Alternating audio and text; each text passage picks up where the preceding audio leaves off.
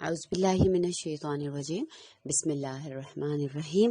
الحمدللہ ذی الحج کے مبارک مہینے میں ہم داخل ہو چکے ہیں، اور آج کی جو ہماری کلاس ہے وہ سورہ حج کی منتخب کردہ آیات ہیں، اور اس کے ساتھ ہی میں آپ کے ساتھ یہ بھی شیئر کرنا چاہوں گی کہ چونکہ جیسا کہ ہم سب کے علم میں ہے کہ یہ تمام ایام جو ہیں وہ عبادت کے ایام ہیں، تو میں چاہوں گی کہ سیرت ابراہیم علیہ الصلوۃ والسلام پر، حج کے بارے میں اور قربانی کے بارے میں ہم مختلف چھوٹی چھوٹی سی چیزیں جو ہیں وہ آپ کے ساتھ شیئر کرتے رہیں۔ تو انشاءاللہ آج صرف جمعے کو ہی نہیں بلکہ اس کے بعد بھی آنے والے دنوں میں عید تک انشاءاللہ تعالی وقتاً فوقتاً آپ کے ساتھ گفتگو رہے گی، اور قرآن کی آیات کی روشنی میں ان چیزوں کا جہاں جہاں ذکر آیا ہے، سیرت ابراہیم علیہ الصلوۃ والسلام، ابراہیم علیہ الصلوۃ والسلام کی دعائیں، ان کی فیملی جو ہے ان کی جس طرح سے قربانی تھی وہ سارا کچھ، اور اس کے بعد حج کی چیزیں اور حج کے مناسک، یہ سب چیزیں انشاءاللہ تعالی ہم وقتاً فوقتاً جو ہیں وہ آپ کے ساتھ جو ہے وہ شیئر کرتے رہیں گے، کہ آئی ہوپ کہ آپ بھی انشاءاللہ تعالی ان چیزوں میں دلچسپی لیں گے اور اپنے ان ایام میں اپنی موٹیویشن لیول کو جو ہے وہ اپ گریڈ کرنے کے لیے ان لیکچرز کو جو ہے وہ ضرور سنتے رہیں گے۔ تو آج کا جو اسپیسیفک ہے وہ سورہ حج کی آیت نمبر 26 سے آج کی گفتگو شروع ہوگی۔ وَأَذِّن فِي النَّاسِ بِالْحَجِّ يَأْتُوكَ رِجَالًا وَعَلَى كُلِّ ضَامِرٍ يَأْتِينَ مِنْ كُلِّ فَجٍّ عَمِيقٍ لِيَشْهَدُوا مَنَافِعَ لَهُمْ وَيَذْكُرُوا اسْمَ اللَّهِ فِي أَيَّامٍ مَّعْلُومَاتٍ عَلَى مَا رَزَقَهُم مِّن بَهِيمَةِ الْأَنْعَامِ فَكُلُوا مِنْهَا وَأَطْعِمُوا الْبَائِسَ الْفَقِيرَ۔ صدق اللہ العظیم۔ اور اعلان کر دو لوگوں میں حج کا کہ وہ آئیں تمہاری طرف پیدل اور دبلے دبلے اونٹوں پر چلے آئیں دور دراز کے راستوں سے، تاکہ حاضر ہوں ان فوائد پر جو ان کے لیے یہاں موجود ہیں، اور لیں اللہ کا نام ان مقررہ دنوں میں اس پر جو انہیں اللہ تعالیٰ نے دیے ہیں، مویشی چوپایوں میں سے تو کھاؤ اس میں سے بھی، اور کھلاؤ خستہ حال ضرورت مندوں کو۔ دونوں باتیں آ گئی، حج کا اعلان آ گیا اور حج کا سفر آ گیا۔ جو بھی اس زمانے میں سہولیات میسر تھیں، پیدل آتے تھے، اور کہا دبلے دبلے اونٹوں پر، یعنی وہ اونٹ چلتے تھے اپنے علاقوں سے، اور جب یہاں تک پہنچتے تھے تو راستے کی مشقتوں کی وجہ سے ان کی صحتیں بھی ڈاؤن ہو جایا کرتی تھیں۔ اور پھر اس کے بعد کہا کہ یہاں حاضر ہوں اور ان فوائد کو دیکھیں، مشاہدہ کریں جو ان کے لیے یہاں پر ہیں، اور ان مقررہ دنوں میں اللہ کا نام لیں، اور وہ چیزیں بھی جو اللہ تعالیٰ نے ان کو ان مویشیوں میں سے دی ہیں یعنی قربانی کریں اور اس میں سے کھائیں، اور خود بھی کھائیں اور ضرورت مندوں کو بھی کھلائیں۔ تو یہ سورہ حج کی آیات ہیں، جس میں ابھی آگے اس کا لمبا ہے ایک سلسلہ، لیکن میں نے صرف اس لیے منتخب کی ہیں آپ کے لیے کہ ہمارے ٹاپک سے ریلیٹڈ ہے۔ ہم سب کو معلوم ہے کہ جب سے اللہ پاک نے یہ دنیا بنائی ہے تو 12 ماہ ہیں، ٹھیک ہے، اس دنیا میں سال کے اندر، تو اس میں سے 4 مہینے جو ہے نا وہ حرمت والے رکھے ہیں، اور معلوم ہے وہ کون سے ہیں؟ وہ رجب ہے، وہ ذیقعد ہے، وہ ذی الحج یعنی یہ والا مہینہ ہے، اور پھر وہ محرم ہے۔ اور 4 مہینے جو ہیں وہ اللہ تعالیٰ نے حرمت والے اس لیے رکھے کہ وہ اللہ تعالیٰ کے جو ہے حج کے سفر کے لیے ہوتے تھے۔ جیسے کہ سب کو پتہ ہے کہ ذی الحج میں جو ہے حج ہوتا ہے، تو لوگ عموماً ذیقعد میں سفر شروع کرتے تھے، اور ذیقعد سے لے کر ذی الحج تک وہ پہنچنا، اور ذی الحج سے پھر وہاں سے قافلوں کا روانہ ہونا، اور محرم تک لوگ اپنے گھروں میں جاتے تھے۔ تو گویا اللہ سبحانہ وتعالیٰ نے اس دور جاہلیت میں بھی اپنے مہمانوں کی جو حفاظت ہے اس کا ایک انتظام کیا ہوا تھا، کہ لوگ جاہلیت کے دور میں بھی ان ایام میں اگر اپنے کٹر دشمن کو بھی دیکھتے تھے تو ان کو جو ہے وہ نظر انداز کر دیا کرتے تھے، اور 4 مہینوں میں بے خوف جو ہے وہ لوگ نکلتے تھے، کیونکہ کوئی لوٹ مار وغیرہ جو ہے وہ نہیں ہوا کرتی تھی۔ تو اللہ سبحانہ تعالیٰ نے اپنے جو مہمان ہیں جو اللہ کے گھر کی طرف آتے ہیں ان کے سفر کو محفوظ کرنے کے لیے یہ 3 ماہ جو ہیں وہ سیکیور کر دی۔ اب آپ سوچیں گے اس کے ساتھ رجب کا کیا کنیکشن بنتا ہے؟ تو دراصل رجب میں عموماً لوگ عمرے کے سفر کے لیے نکلا کرتے تھے، تو اس لیے رجب کو بھی حرمت والا مہینہ قرار دیا۔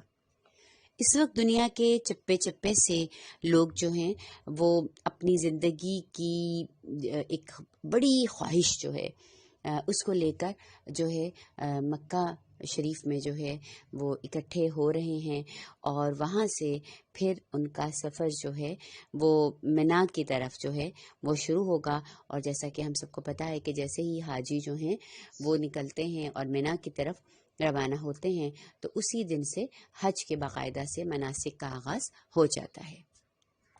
منا میں پہنچتے ہیں اور عارضی خیمے لگے ہوئے ہیں، اور وہاں سب لوگ جو ہیں وہ بس اکٹھے ہوتے ہیں، نمازیں پڑھتے ہیں، اللہ سبحانہ و تعالیٰ کا ذکر کرتے ہیں، اور منا سے پھر 9 ذی الحجہ سے ان کا اصل حج شروع ہوتا ہے، جس میں سارے کے سارے منا سے ہجرت کرتے ہیں، منا سے اٹھتے ہیں اور عرفات کی طرف چل پڑتے ہیں۔ عرفات مکہ سے تقریباً 14 سے 15 کلومیٹر جو ہے وہ دور ہے، اور عرفات کا جو دن ہے اسے یوم عرفہ کہا جاتا ہے، اور عرفہ میں اتنی بڑی تعداد میں لوگوں کی مغفرت ہوتی ہے جتنی کہ سال بھر میں نہیں ہوتی۔ عرفہ کا وہ دن ہے کہ جس دن شیطان رسوا ہوتا ہے، عرفہ کا دن وہ ہے جس دن وہ اپنے سر پہ مٹی ڈالتا ہے۔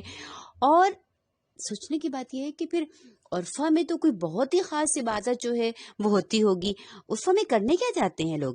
ایک میدان میں ایک خاص وقت پہ سب لوگ گیدر ہوتے ہیں، اور اسی خاص وقت پہ گیدر ہونے کے بعد وہاں سے نکلنے کا ٹائم بھی جو ہے وہ مخصوص ہے، اور اللہ کے حکم سے وہاں پہ اکٹھے بھی ہوتے ہیں اور وہاں سے نکلتے بھی ہیں۔ تو اس سے یہ بات معلوم ہوتی ہے، ظاہر ہوتی ہے کہ حج جو ڈسپلن ہمیں سکھا رہا ہے، ایک تو مشقت سکھا رہا ہے، ایک دوسرے کے ساتھ رہنا سکھا رہا ہے، ایک دوسرے کو برداشت کرنا سکھا رہا ہے، اپنی نظروں کی حفاظت کرنا سکھا رہا ہے، اپنی زبان کی حفاظت کرنا سکھا رہا ہے، اپنے حق کو چھوڑ کے دوسرے کو اس کا حق دینا سکھا رہا ہے۔ دیکھیے جہاں حج کی جو ہدایات شروع ہوتی ہیں تو وہاں سب سے پہلے کیا بات آتی ہے؟ فَلَا رَفَثَ وَلَا فُسُوقَ وَلَا جِدَالَ فِي الْحَجِّ۔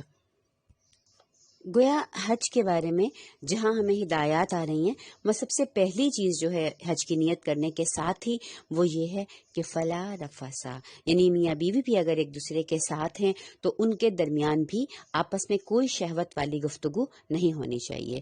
اور اس کے بعد ولا فسوقا، کوئی گناہ کی بات نہیں، ولا جدالا، اور جہاں اتنے لوگ آپس میں ایک دوسرے کے ساتھ جو ہیں وہ شریک ہوں گے، ایک ہی وقت میں منا میں جا رہے ہیں، ایک ہی وقت میں لوگ جو ہیں وہ عرفات میں جا رہے ہیں، ایک ہی وقت میں وہاں سے نکل رہے ہیں، ایک ہی وقت میں مزدلفہ جا رہے ہیں، اور طواف کرتے ہوئے اور جمرات پر جاتے ہوئے بہت سارے معاملات ایسے ہوتے ہیں کہ جہاں پر ہماری طبیعت کے موافق چیزیں جو ہیں وہ نہیں ہوتی، اور دھکم پھیل بھی ہو جاتی ہے، اور بہت ساری دیگر چیزیں ہیں جہاں انسان اکٹھے ہوتے ہیں، تو طبیعتوں کا مزاج کا فرق بھی ہوتا ہے، کوئی کسی ماحول سے آیا ہے، کوئی کسی قسم کے ماحول سے آیا ہے، کسی کا کلچر کیسا ہے، کسی کے ماحول میں کوئی چیزیں جو ہیں وہ دوسرے کے لیے بیئریبل نہیں ہے۔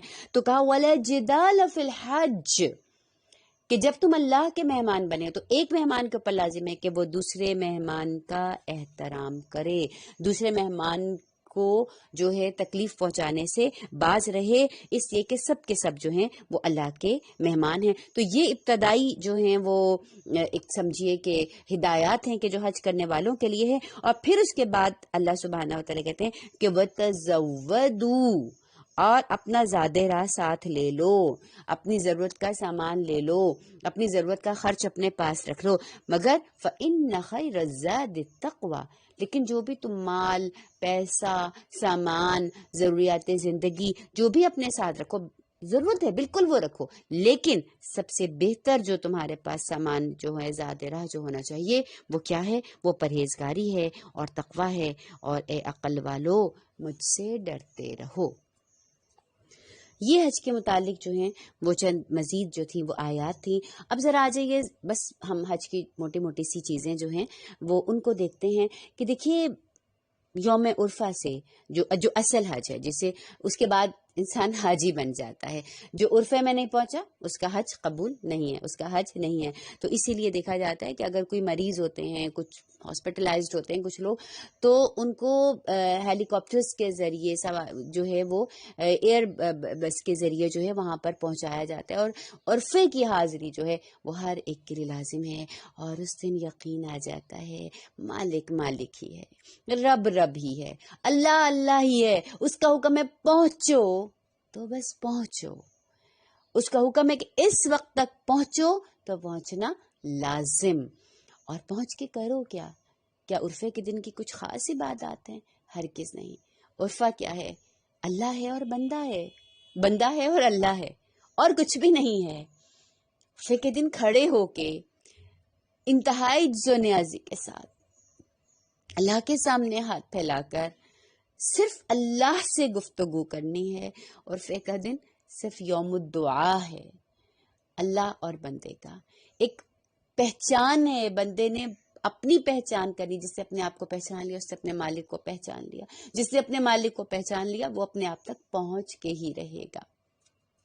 عرفے کا دن ہوتا ہے، تمام حاجی اللہ کے حکم کی اطاعت میں جو ہے میدان عرفات میں پہنچتے ہیں. سورج نصف النہار پر آ جاتا ہے، دن مکمل روشن ہو جاتا ہے. تو اب حاجی وقوف کرتے ہیں اور کوئی خاص عبادت نہیں کرتے، کوئی نفل نہیں کرتے، کوئی روزہ نہیں رکھتے. حاجی ہر آدمی عبادت میں لگا ہے، مگر عبادت کیا ہے؟ اپنے اللہ سے راز و نیاز ہے. انسان اپنی زندگی میں، اپنی معاشی ضروریات میں، اپنے کام میں، اپنی بچوں میں، اپنے اتنا مصروف ہو جاتا ہے انسان زندگی میں کہ اپنی پہچان بھول جاتا ہے، رب کی پہچان بھول جاتا ہے. اس کے ذہن کے اوپر، شعور کے اوپر دھول پڑ جاتی ہے.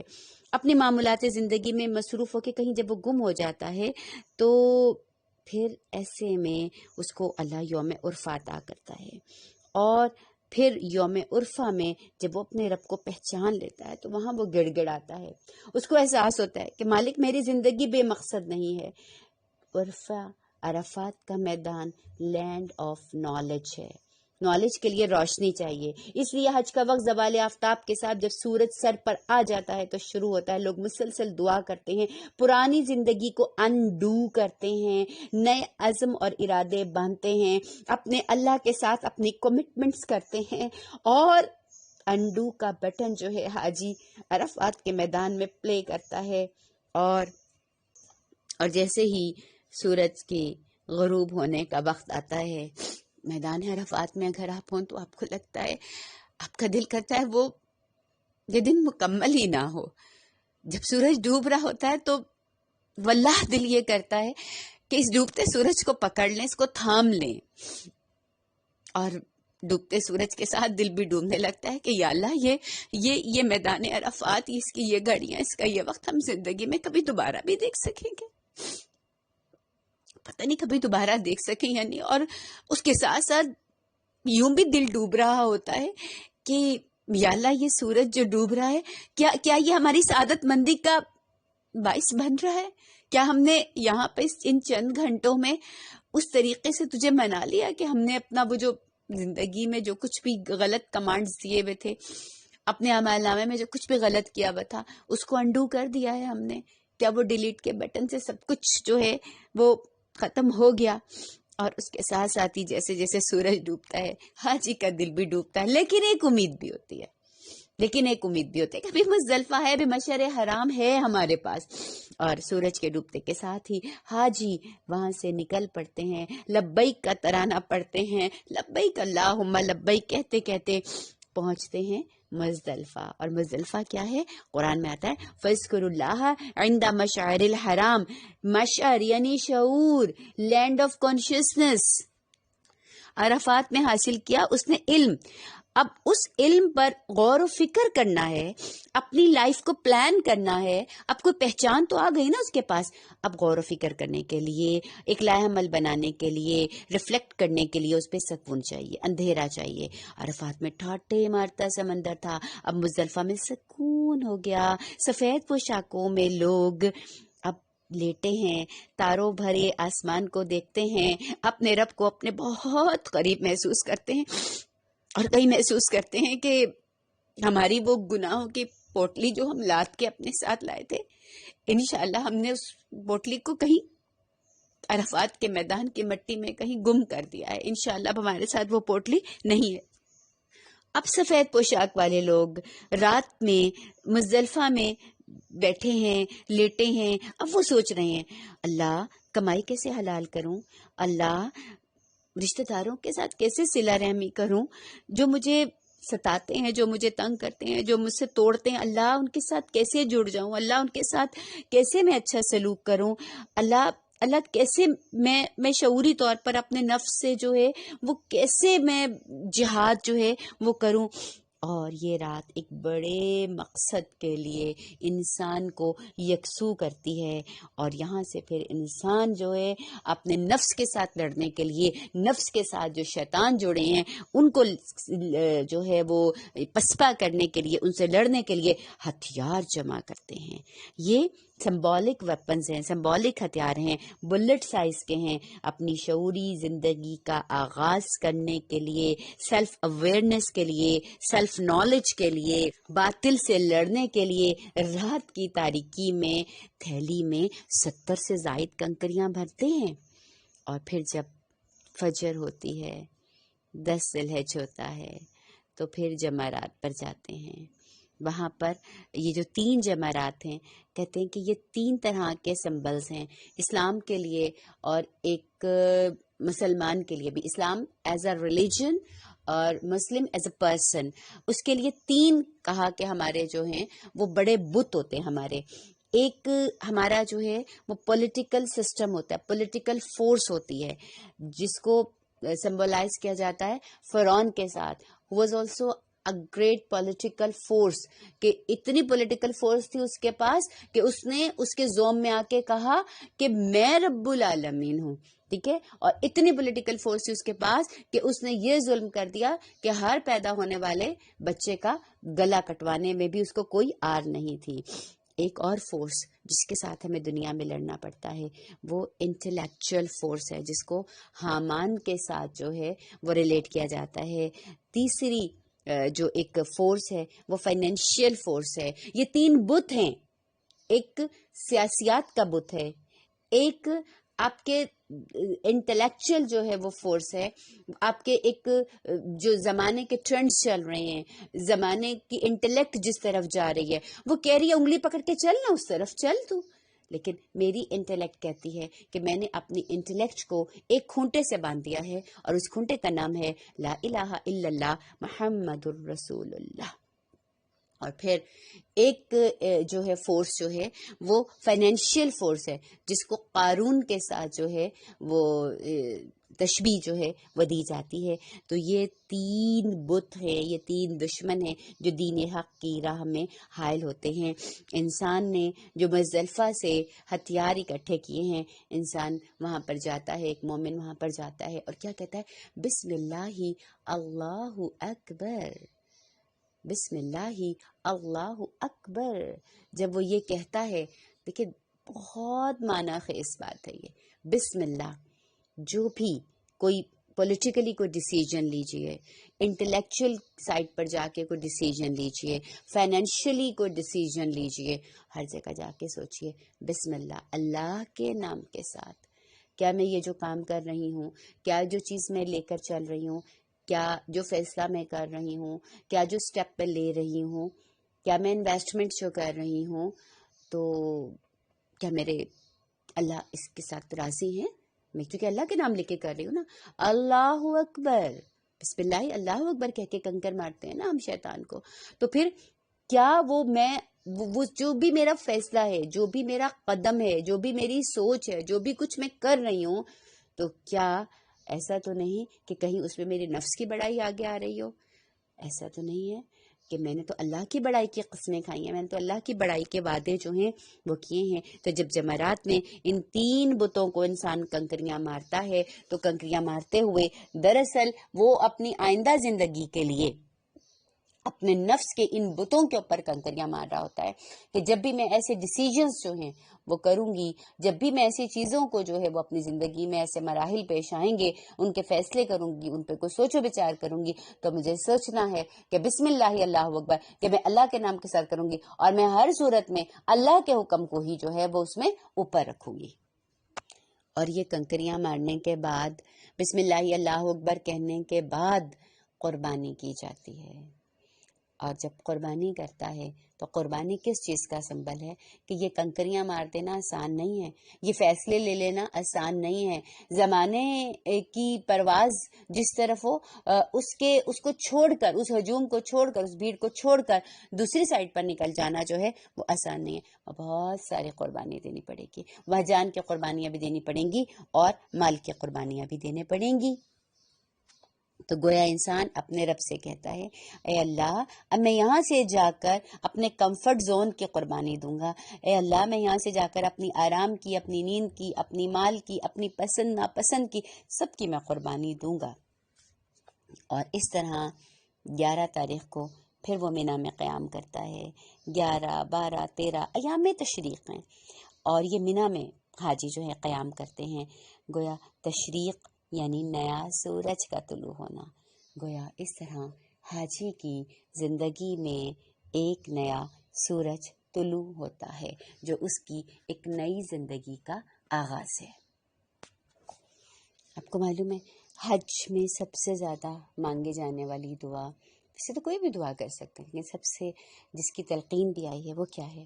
وہ ہے ربنا آتنا فی الدنیا حسنہ وفی الآخرۃ حسنہ وقنا عذاب النار، یعنی اے ہمارے رب، ہمیں دنیا میں بھی بھلائی عطا فرمائیے، آخرت میں بھی بھلائی سے نوازیے، اور ہمیں دوزخ کے عذاب سے محفوظ رکھیے۔